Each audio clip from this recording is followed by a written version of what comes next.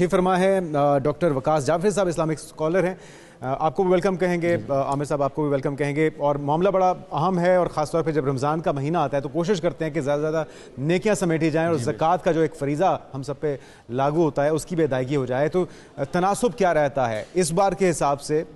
کس کے اوپر کتنی زکوٰۃ امپلیمنٹ ہوتی ہے، لاگو ہوتی ہے؟ ذرا روشن ڈالیے گا ڈاکٹر صاحب. بسم اللہ الرحمن الرحیم. بہت بہت شکریہ آپ کا. یہ بڑا انتہائی اہم مسئلہ ہے.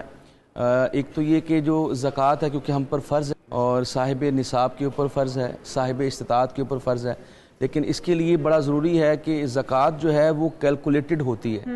یعنی ایک ایسی اسپیکولیشن کے اندر ہم زکوٰۃ نہیں دے سکتے، اندازے سے نہیں دے سکتے. اس لیے اس کی خاص طور پہ اس کا اندازہ لگانا، اور خصوصی طور پہ ہم رمضان میں اس کو اس لیے دیتے ہیں کہ وہ آقا علیہ السلام کا فرمان ہے کہ اللہ تعالیٰ نفل کا ثواب جو ہے وہ فرض کے برابر کر دیتا ہے، اور جو فرض کا ثواب ہے وہ 70 گنا بڑھا دیتا ہے. تو اس لیے مسلمان یہ کوشش کرتے ہیں کہ ہم زکوٰۃ بھی زیادہ سے زیادہ نیکیاں، تاکہ زیادہ سے زیادہ، جیسے آپ نے فرمایا. ویسے یہ جو زکوٰۃ دینا ہے، فطرانہ ادا کرنا ہے، یہ رمضان مبارک میں کیوں رکھا گیا تھا؟ تھوڑا سا یہ بھی ہمارے جی اسی لیے ویسے تو یہ اس کا عمومی طور پہ یہ کہ ایک سال گزر جائے تو اسلامک سال، تو ایک سال گزرنے کے بعد جو صاحب نصاب ہے، اگر اس کے پاس اتنی ایک اماؤنٹ ہے، اس کے آپ کو بتاتے ہیں اس کے اوپر وہ زکوٰۃ دے گا اپنے غریب بہن بھائیوں کو. اس کے اللہ تعالیٰ نے سورہ توبہ کی آیت نمبر 60 کے اندر 8 مصارف بیان کی ہیں. 8 وہ ایسے طبقات ہیں، ایسے لوگ ہیں جن کو ہم زکوٰۃ دے سکتے ہیں. ٹھیک ہے. تو پہلی چیز تو یہ ہے کہ جو حضور اکرم صلی اللہ علیہ وسلم نے اللہ تعالیٰ کے احکام کے مطابق جو ہے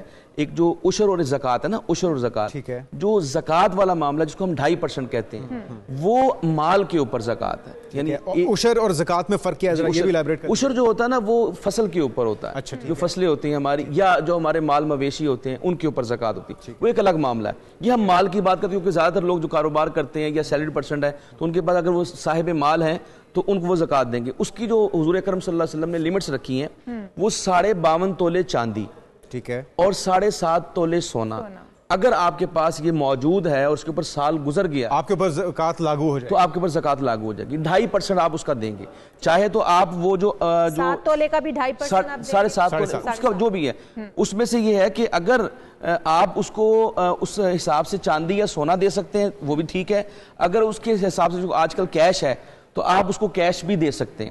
لیکن اس میں ایک امپورٹنٹ بات یہ ہے کہ آپ اس میں کوئی اور چیز خرید کے نہیں دے سکتے.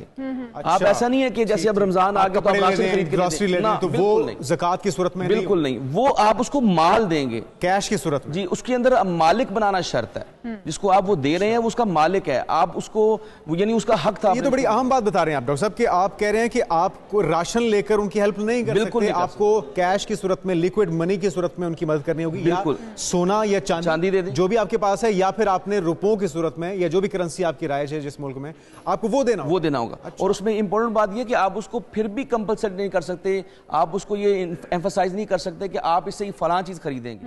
اچھا، ایک اور چیز بتا دیجیے گا. کیش اگر آپ کے پاس پڑی ہوئی ہے تو اس کے اوپر بھی بتا دیجیے گا کہ کس طرح سے پرسنٹیج. اسی طرح یہ ہے کہ اگر 52.5 تولے چاندی، تو وچ ایور از لیس ہے نا، کہ جس کی اماؤنٹ کم بنتی ہے، تو 52.5 تولے چاندی اس وقت تقریباً 1,84,85,000 روپے کی اگر اماؤنٹ آپ کے پاس موجود ہے تو آپ اس کے اوپر 1 سال سے ہے. اگر 1 سال سے ہے.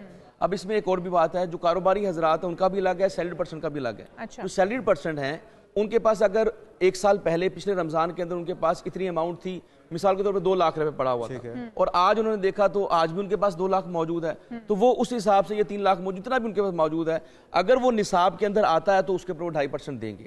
لیکن جو کاروباری شخصیات ہیں ان کا معاملہ الگ ہے. اچھا، آپ نے مال مویشی کی بات کی، لیکن آپ نے جائیداد، پراپرٹی، زمین، اس کی بات نہیں کی. اگر یہ کسی کے پاس ہے تو کیا اس کے اوپر بھی زکوٰۃ فرض ہوگی؟ اس کے اوپر بھی لاگو ہے، وہ دے گا؟ جو جائیداد اس پرپس سے خریدی جاتی ہے کہ اس کو کاروبار کے پوائنٹ آف ویو سے خریدی جاتی ہے، کہ انویسٹمنٹ کے پوائنٹ آف ویو سے خریدی جاتی ہے، کہ میں نے فلاں 10 مرلے 5 مرلے کا پلاٹ خرید لیا اور پھر میں اس کو بیچوں گا. تو جو اس نے فرض کریں 1 کروڑ روپے کا مکان پلاٹ خریدا اور سال کے بعد اس نے اس کو اپنا 1.5 کروڑ کا 1.25 کروڑ کا بیچ دیا.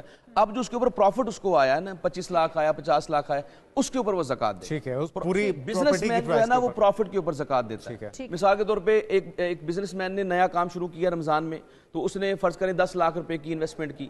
اب 1 سال گزرنے کے بعد اس دن وہ کاروبار کو بند کرے گا، اس دن وہ اپنا اسٹاک چیک کرے گا کہ آیا اس کے پاس سٹاک کتنا پڑا ہے, کتنے اس نے کتنے لوگوں سے ڈیٹرز اس کے کتنے ہیں, کتنے کریڈٹس ہیں اس کے, تو سارا حساب کتاب لگا کر اس کے پاس اب موجود, اس کے پاس کیش ان ہینڈ ہے ہی نہیں, کیش اس کے پاس ہے ہی نہیں. اب اس کو پتا چلا کہ 10 لاکھ کی میں نے انویسٹمنٹ کی تھی, آج میرے پاس 12 لاکھ روپے موجود ہے, تو وہ جو 2 لاکھ روپے اس کا پروفٹ ہے. ٹھیک ہے, اس کے اوپر. اچھا لاسٹلی یہ بتائیے گا کہ آپ کسی کو بتا سکتے ہیں کہ آپ کو زکوٰۃ دے رہے ہیں یا یہ ضروری نہیں ہے؟ اور زکوٰۃ کس کس کو دی جا سکتی ہے یہ بھی بتا دیں. اس میں امپورٹنٹ بات جو میں نے جیسے بتایا کہ سورہ توبہ میں اللہ تعالیٰ نے 8 مصارف بیان کی ہیں, ان مصارف کے اندر سے اگر کوئی بھی فال کرتا تو ہم ان کو زکوٰۃ دے سکتے ہیں, لیکن اللہ تعالیٰ نے